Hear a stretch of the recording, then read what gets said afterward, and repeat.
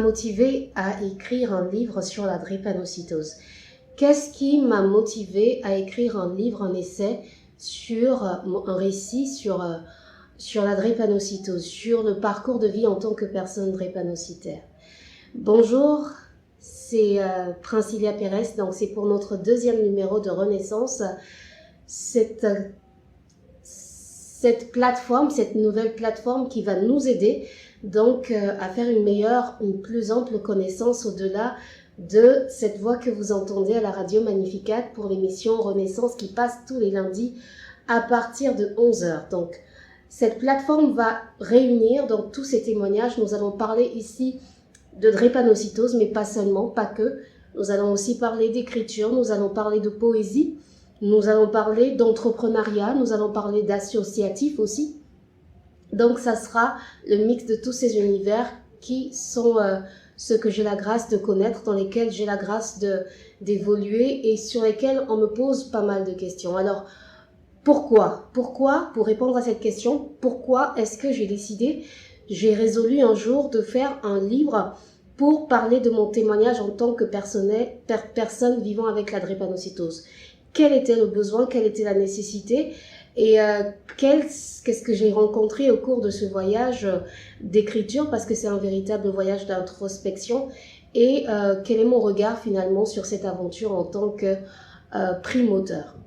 Alors, le livre De l'ombre à la lumière, parce qu'il s'agit de mon tout premier ouvrage, De l'ombre à la lumière, mon parcours de personne drépanocytaire, qui a été publié aux éditions L'Harmattan en 2017, est un livre dans lequel je partage mon vécu en tant qu'une jeune fille. À l'époque, je sortais à peine de l'adolescence, donc une jeune femme drépanocytaire qui a passé sa vie à accumuler, à faire un cumul d'humiliation, d'être confrontée à des a priori, d'être rejetée parce que elle avait cette espèce d'étiquette là collée comme ça qui dit faut pas trop avancer, faut pas trop voilà. Donc la drépanocytose en elle, faut savoir que c'est une maladie qui est terriblement difficile sur le plan sanitaire, parce que les crises douloureuses, parce que les infections à répétition, mais je crois que c'est surtout la CVO qui est particulièrement douloureuse. Et moi, j'ai quand même eu le temps de bientôt 33 ans pour visiter pas mal de douleurs, explorer pas mal de douleurs, mais je ne connais pas une douleur qui soit aussi intense que celle de la crise douloureuse drépanocytaire, donc celle de la crise vaso-occlusive. Alors, j'étais quand même un peu... ce qui m'a motivée à écrire ce livre, c'est que j'étais quand même un peu déconcertée parce que après avoir... même pas après, tout en traversant ces souffrances, tout en ayant ces difficultés énormes sur le plan de la santé, des difficultés qui me rapprochaient tout le temps de la mort. J'étais tout le temps en train de flirter avec la mort, à me dire... c'est pas possible que je vois demain, c'est pas possible que j'arrive à l'heure qui suit, parce que la douleur était tellement intense que je pensais que j'allais en mourir. Et le niveau de douleur était tellement fort que j'en arrivais à friser un peu. Voilà quoi, j'étais toujours un petit peu à la limite de la mort. Je flirtais très, très souvent avec les berges de la mort. Et j'ai quand même été déconcertée de me rendre compte que malgré ce vécu qui était lourdement difficile, qui était lourdement douloureux, qu'à l'extérieur, on ne rencontrait pas de compassion et que c'était pire que cela, qu'on rencontrait au contraire du rejet, de la défiance, de la méfiance, de l'isolement, du harcèlement, de l'agression. J'ai pas compris. Pour moi, c'était pas possible. C'était pas possible que ça soit comme ça, parce que je me dis, à partir du moment où je porte toutes ces douleurs, je m'attends à un minimum de compassion, à un minimum faut pas trop l'embêter parce qu'elle a déjà une charge, elle a déjà un fardeau. Mais je comprends pas. Au contraire, on vient m'acculer pour des choses dont je ne suis pas responsable. Des choses que je n'ai pas choisies. J'ai pas choisi d'être drépanocytaire, j'ai pas choisi de porter cette tare, j'ai pas choisi de porter cette croix. Et à partir du moment où je la porte et que je flirte tout le temps avec la mort et que je suis toujours un petit peu un pied dans la mort, un pied dans la vie. Je ne comprends pas pourquoi, en plus de ça, je dois justifier mon droit d'être sur Terre et que je suis rejetée à cause d'un diagnostic que je subis, un diagnostic que je n'ai pas choisi. C'est pas comme si je l'avais choisi ou que j'avais été la cause, quelque part ça justifierait les agressions, la violence. Mais c'est juste pour dire que quelque part, c'est pas de mon ressort. Donc je ne comprenais pas en fait, c'est surtout ça. Je ne comprenais pas pourquoi on me traitait autrement, différemment. C'était quoi le motif de ma condamnation sociale? Pourquoi est-ce que j'étais mise de côté? Pourquoi est-ce que j'étais laissée de côté? Pourquoi est-ce qu'on m'agressait? Parce que je me rappelle, il y avait des scènes.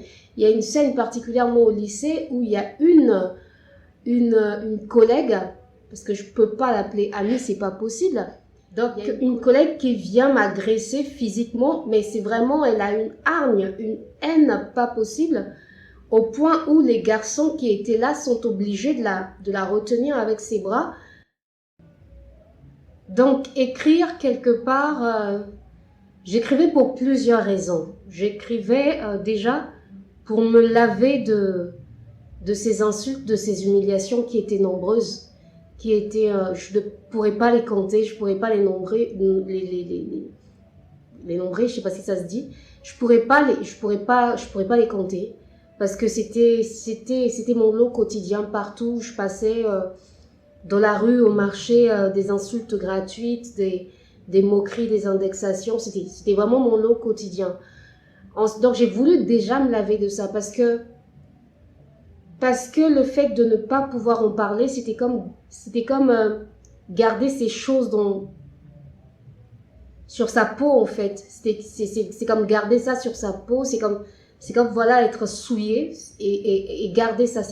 Moi, c'est l'écriture qui m'a lavé de ces souillures-là. Et ensuite, pour trouver quelqu'un à qui parler, parce que c'est des choses qui étaient tellement délicates à aborder déjà avec soi-même, parce que c'est reconnaître qu'on a été abusé, qu'on a été maltraité, qu'on a été... Et c'est jamais plaisant d'être dans cette posture de victime.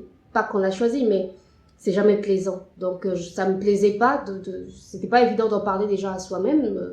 Quand je dis à soi-même déjà, ne serait-ce que de l'écrire et de le lire, ou bien de se l'entendre dire, je voulais même pas en parler à ma mère, parce que je savais qu'en tant que mère, ça l'a blessée chaque fois que j'ai essayé de lui rapporter certaines choses, elle le vivait fort mal, et je peux le comprendre en tant que mère, savoir que son enfant vit une telle situation et que quelque part il y a le sentiment de culpabilité parce que la drépanocytose vient de ses parents. Donc il y avait beaucoup de choses qui faisaient que elle n'était pas forcément ma confidente, parce que j'avais l'impression de la blesser plus que moi-même, et donc du coup je préférais ne pas, et surtout qu'elle avait des réactions parfois au quart de tour. Ça faisait elle pouvait décider d'une descente à l'école pour trouver pourquoi on appelait Princilia comme ça et tout.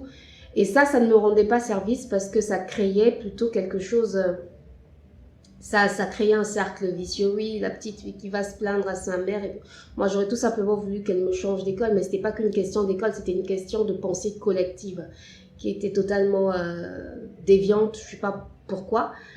Et ensuite, j'ai voulu écrire aussi pour déjà donc pour me laver, ensuite pour trouver quelqu'un à dire, et puis pour dénoncer, vraiment pour dénoncer ce comportement collectif, abusif dans nos communautés. Je ne connais pas l'origine spirituelle ou mystico-religieuse de la drépanocytose, si même il y en a. Mais en tout cas, à partir du moment où j'ai souffert de ça dans ma chair, je peux dire que le bon sens voudrait qu'on entoure ces personnes de tout l'amour possible, parce que ce qu'elles vivent est impensable, est invivable. Moi, je disais toujours à ma mère, elle me disait « Ah, si je pouvais prendre ta douleur et tout ça », je dis « Mais je pense pas que le jour où je te la donnerai, tu vas vraiment... tu vas même être soulagée, quoi. C'est pas que je mets en cause, mais... C'est facile de dire si je pouvais, mais le jour où tu portes cette douleur-là, non, il y a pas de douleur comme ça. Moi, j'ai fait 33 ans sur Terre, comme je le dis. Je n'ai pas connu de douleur à l'égal de la CVO. Donc, c'était pour dénoncer les comportements abusifs, pour dire, pour mettre en lumière, pour lever le voile sur le tabou, la stigmatisation, pour mettre la lumière. Parce qu'à partir du moment où je pense qu'on dit les choses, elles sont plus pareilles. Il n'y a plus le droit, moi. Et c'est un constat que j'ai fait, puisqu'on parlait de comment j'ai vécu ce voyage et qu'est-ce que quand j'ai écrit, à la fin du livre, à la publication, je me suis rendu compte que à partir du moment où tu le dis, ce n'est plus un problème pour personne. C'est comme si tu assumais, ok, d'accord. Vous avez dit que je suis imparfaite, que je suis le vilain petit canard, que le problème c'est moi le problème, je suis imparfaite, je suis le vilain petit canard, je suis malade, je suis drépanocytaire. Une fois que vous dites ça, plus personne ne vient le dire derrière, quoi. C'est vrai, c'était carrément très très étonnant de se rendre compte que plus personne n'en parlait, plus personne n'en faisait un problème, plus personne ne m'acculait. Quelques petits cons en passant que je connaissais pas, mais les personnes averties de mon cercle, mes proches, une fois que je l'ai dit, ce n'était plus un problème. C'était quand même assez mystérieux, c'est quand même...